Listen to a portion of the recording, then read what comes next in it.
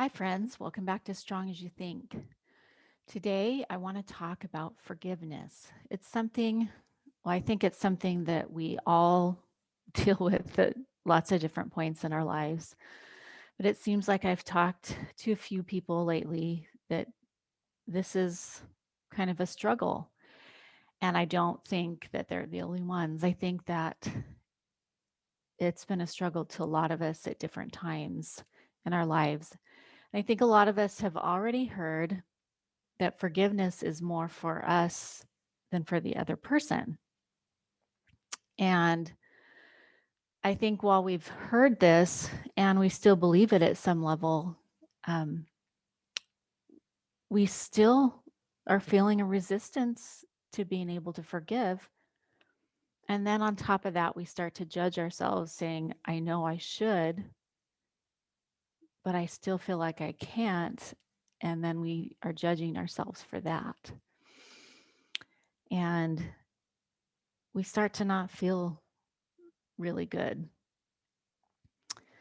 So I was thinking about it, and I think that one of the thoughts that came to me is that when we feel hesitant to forgive, I think sometimes we are telling ourselves that if we forgive that person for the wrong that they did, that we're somehow condoning or maybe even approving of that bad behavior. That at some level we think that we're saying that it's okay that that happened or that they did that if we forgive them.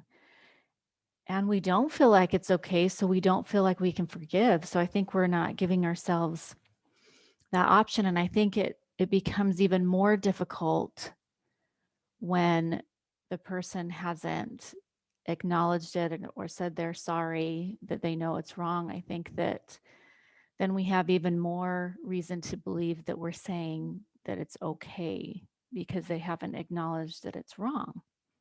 And we don't think the behavior is okay. So we feel a little um, divided in ourselves in that way.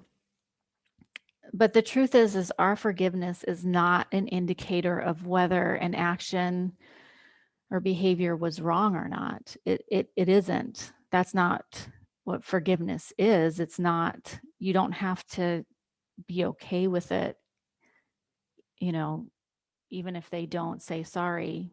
That does, if you forgive them, that doesn't mean that you're okay with what happened.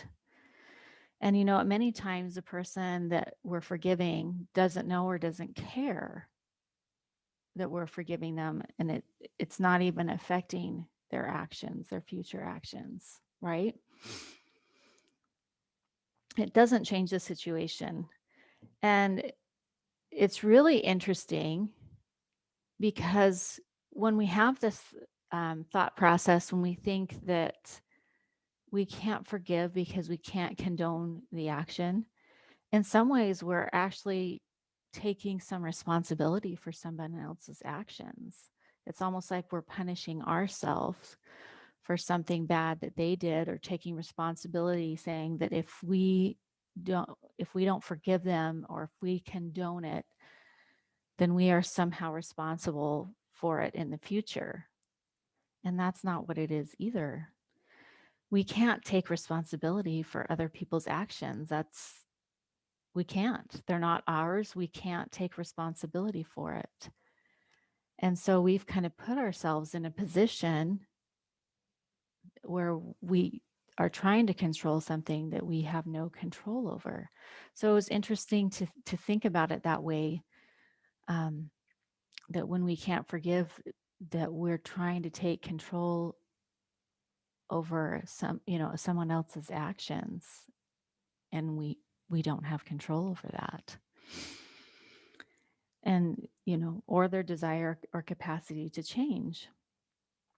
So that feels pretty noble sometimes too. We feel like it's the right thing. We're helping it so bad things don't happen in the future. But again, we just don't have control over that. And so we want to give ourselves the gift of only being responsible for the things that we're responsible for. And that's not other people's thoughts or actions, okay?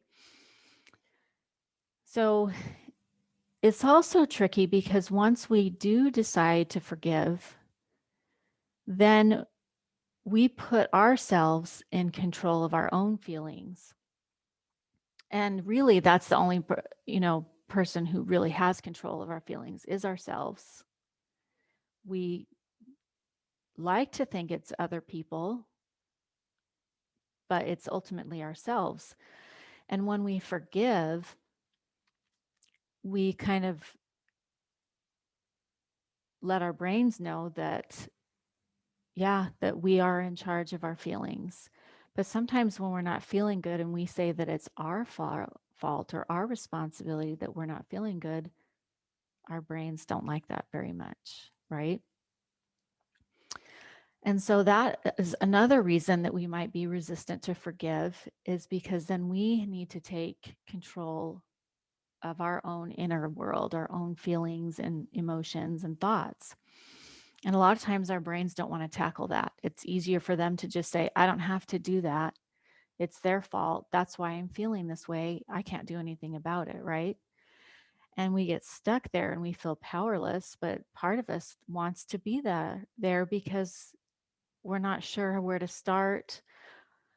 We don't know what to do to take care of our own selves, to nurture our feelings and thoughts when we're not, when we are in charge of ourselves. So our brains are going to fight us on that too. But ultimately, when we forgive and we take control of our own feelings, there is a way to feel better. And it sometimes takes some time, but we just have to think about what is the meaning that we're giving to the situation. When we realize that someone else's bad behavior towards us doesn't mean something bad about us, that's kind of freeing. That kind of takes some of that away. And we have that power to do that work and to think about that when we give other people the responsibility of their feelings and actions, and we take responsibility of our own. When we're taking responsibility for other people's actions, we don't really have control. So there's this problem there where we're trying to take control of something we don't have control. And then on the flip side, when we don't want to forgive and we want to let them have control of our feelings and emotions and thoughts, then we are giving control over to someone who doesn't have control over it. So it's interesting that the forgiveness is kind of, kind of two flip sides: taking control over something we don't have control, or giving control away to someone who doesn't have it. And so those are two things that are going to just keep us in a cycle when we don't forgive. And when we see that we have the power, sometimes it makes it easier to forgive and take those steps. And I think sometimes we have to be patient with ourselves too, knowing that it takes time. Sometimes it comes gradually, and sometimes we do some work on it, and sometimes it comes as a gift. It comes all at once. But the work that we did preparing for that and wanting to forgive gives us the space to receive that gift of forgiveness. So I read a story, or about the life of Corrie ten Boom, and she was a woman that was in a concentration camp, and she went on to share her story and do speaking engagements after, and she had a lot of forgiveness and had been talking about that. And she had the experience that after one of her speaking engagements, uh, she saw one of her captors from the concentration camp coming towards her.